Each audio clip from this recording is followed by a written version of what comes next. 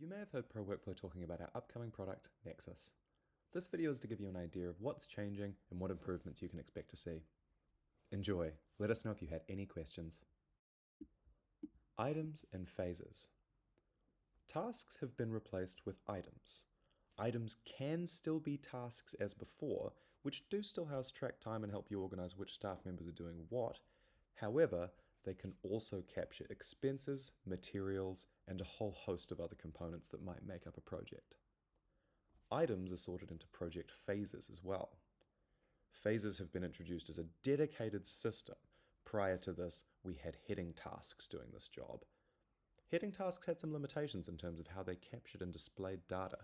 For instance, they were very limited in what information was surmised per header, and information didn't travel to reports.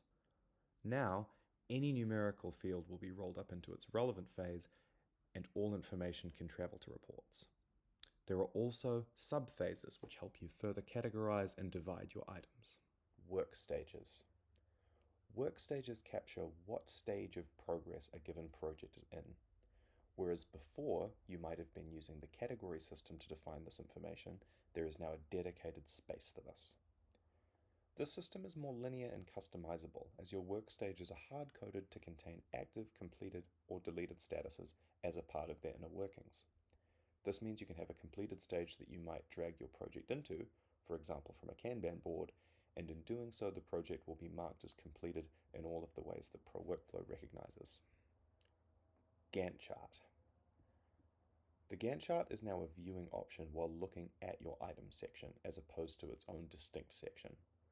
The Gantt chart has a number of new features that make it easier to use and comprehend data from. There are now several levels of zoom that can be used. Whereas before you could only look at the Gantt chart in terms of days, it can now go to weeks, months, or quarters. Phases are more clearly expressed. The chart can also be exported to PDF, with some options in regards to paper size and orientation. You'll also have control over some formatting options. For example, if grid lines are used and if weekends are shown. Financial fields. Labor and quantity. Before, tasks could only be tracked with time. This was the main/only way of measuring progress. Now with items, any given item, no matter the type, can use either labor or quantities to measure progress. For example, you might have a task that is measured in terms of hours allocated against hours tracked, or you might have a material that lists the number of units for the given material and also a rate against those units. Rates in and out. Margins. Before, any given task could only contain a single rate. This meant you were limited to only tracking costs or only tracking billable rates. Now, any item contains both a cost rate and a charge rate. Using this information, we can also calculate margins automatically. Profitability. Using the in-out rates listed above, we're able to assess profitability on the fly based on current information. This will be totaled per subphase, per phase, and per project, meaning you will always have the current profitability information. This information is also color-coded, as to be better viewed at a glance. Projections. Another new field items contain allows you to manually assess progression. E.g., I believe this item is 70% completed. This can then be measured against the number of hours allocated versus tracked. So now, as well as knowing that an item is 6 hours tracked of 10 hours allocated, you'll also know that your staff member is actually only 50% of the way through, and how this might impact projected profitability if the task is completed at the same rate that is currently being tracked. Item imports, data repeatability.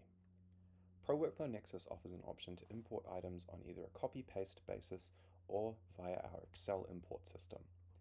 The Excel system allows you to generate an Excel template, which will functionally be a list of columns.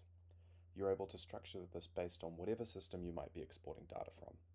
From there, you just need to copy data into the template and load it back into your project. Any fields you used in the template, including labor rates, can be imported via this method.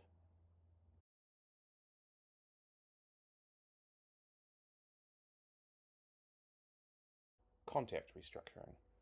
Staff and contractors are now stored on the staff page.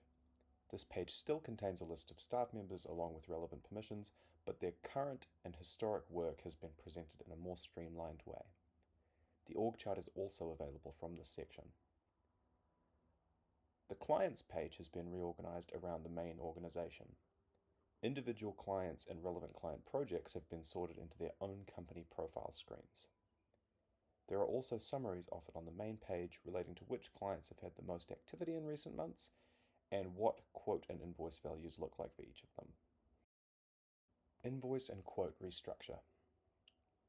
Invoices and quotes have seen a large overhaul in line with the changes made to items.